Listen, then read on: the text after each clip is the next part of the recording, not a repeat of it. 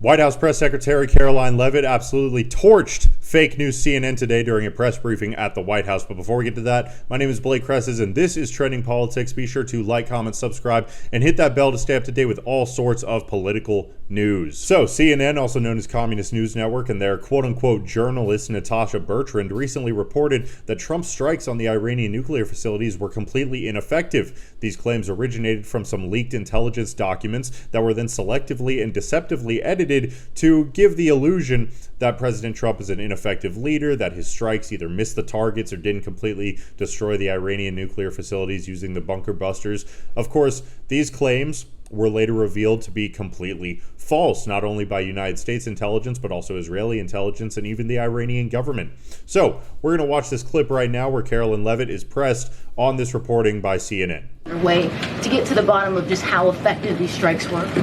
Yes. Well, I can assure you what the CIA director said, that when we look at the entirety of the intelligence that we have to this date, it concludes that these strikes on the Iranian nuclear facilities were absolutely successful. It was a total obliteration, as the president said. And not only does our own intelligence say that, but also the Iranian foreign minister has said that.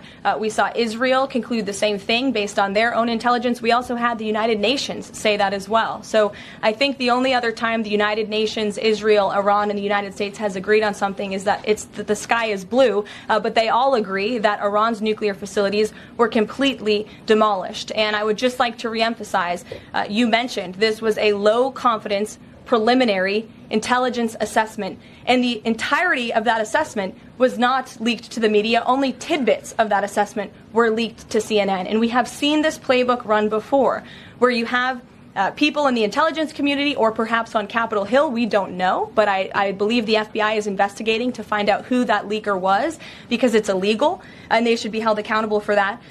Leaked bits and pieces of an intel assessment to push a false narrative. And it's to the same reporter, I will add, Natasha Bertrand of CNN, who has done this in the past. In 2020, it was Natasha Bertrand who had 51 intelligence analysts falsely lie to her, but she still put it on paper for some reason, that the Hunter Biden laptop story was Russian disinformation. We all know that's not true, right? We can all agree on that now. That was a lie from the intelligence community. Also in 2020, this same reporter, Natasha Bertrand, wrote that a top intel agency ruled out the man-made lab leak theory of the coronavirus origins. Again, the president was right about that. This reporter wrote a lie from the intelligence community to seek a narrative she wanted to prove, and guess what? We now know that's the truth. Also, in 2024, Bertrand pushed the suckers and losers hoax. She also pushed the fine people hoax, which was taking the president's words purposely out of context. And then last October, and I believe this is notable, Natasha Bertrand published an article in Politico from the intelligence agency. She said that John Ratcliffe was speaking without any evidence when he said Iran was attempting to undermine President Trump's presidential campaign. And then we, of course, found out that was absolutely true. In fact, the Biden administration declassed an intel report which said they had high confidence that Iran had done exactly what Ratcliffe alleged. They did run an influence campaign to hurt President Trump's candidacy. In fact, we know the Iranians tried to take President Trump's life. And so this is a reporter who has been unfortunately used by people who dislike Donald Trump in this government to push fake and false narratives. She should be ashamed of herself. And that's not what reporting is. Journalism is trying to find the facts and the truth. And this week we saw this same reporter being used to push a fake narrative to try to undermine the President of the United States, and more importantly, the brave fighter pilots who conducted one of the most successful operations in United States history. And I think the American people fully know that this operation was a complete and total success. Elizabeth. Thank you, Carol. Wow, absolutely stellar work from our press secretary, Karoline Leavitt. So everything that she just went into about Natasha Bertrand and her record and her history of absolutely zero journalistic integrity, of lying to the American people, of deceiving the American people, it's all outlined here in this tweet by Media Lies, which goes over some of her previous reporting failures. So we can go over these right now. Of course, the Hunter Biden laptop scandal, falsely claimed Russian disinformation. Now, in all fairness, Natasha Bertrand was supposedly informed by, 51 former intelligence officers. that this was likely Russian disinformation. No evidence to verify that, no sources to back that up. Just a theory, just another Russia hoax. As Trump said during his debate with Joe Biden in 2020, Russia all over again. Now, the funny thing about that was, we had pictures from this laptop. We had pictures of Hunter Biden hanging out with prostitutes, doing cocaine, crack, whatever the drugs he was on were. We had photographs that were, so how, I don't understand how people got fooled into thinking that this is Russian disinformation, or I don't understand how these media outlets could possibly think anyone would believe them when they're reporting that it's Russian disinformation when we had the photos right there. Obviously they were real. This was 2020. We didn't have AI, or at least not AI as advanced as we have right now. People couldn't just create these things out of thin air. Of course you can nowadays with these image generators, but that didn't exist back in 2020.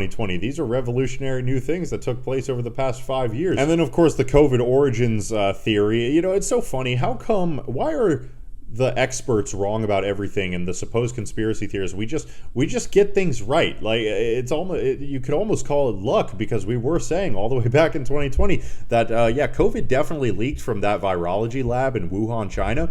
Of course, that was ruled out by the media, by people like Natasha, Bertrand, and then years later proven to be 100% true. What's the difference between a conspiracy theory and the truth? Just about a couple of weeks, maybe a year or so after the conspiracy theorists get proven right.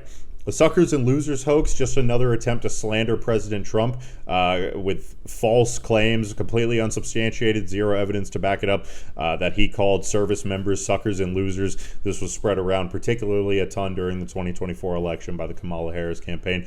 Total lie, no evidence, but regardless of fact, regardless of truth, they will spew this nonsense. You should see the sorts of crazy stuff they said about J.D. Vance and couches during the 2024 election, if anyone remembers that, if you're in tune with these left-wing Twitter circles. The Very Fine People hoax is another egregiously deceptive one.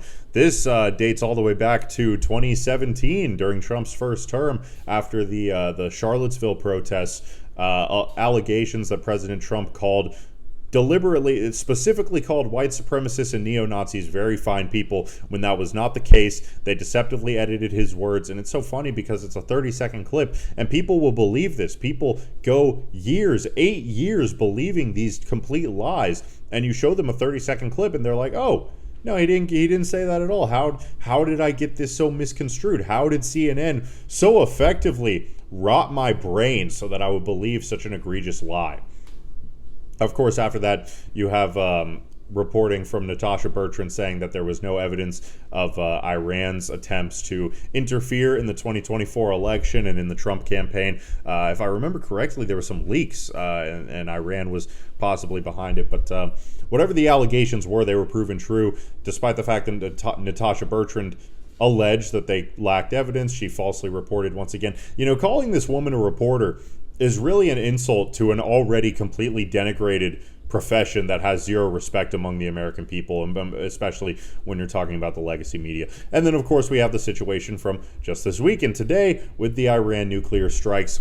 Selective intel claiming that the United States was ineffective in their strikes, though we know that that's not true. President Trump has been a tremendous leader throughout this entire situation. So many people on all sides of the aisle doubted him, but he handled it better than anyone else could have. So we hope to see Natasha Bertrand's career reduced to ashes. I mean, it's just, when does it get to the point where it goes beyond deception, it goes beyond slander, it goes beyond lying to the American people and deliberately spewing falsehoods for political intent, for political gain, the gain of certain political ideologies or candidates? When does it become criminal behavior? That's just the question I pose to you for you to answer in the comments right now. Anyways, thank you so much for watching. My name is Blake Cresses, and this is Trending Politics. Be sure to like, comment, subscribe, and hit that bell to stay up to date. You can find me on Instagram or X at Blake Cresses, and I'll see you in the next one. Thanks a lot.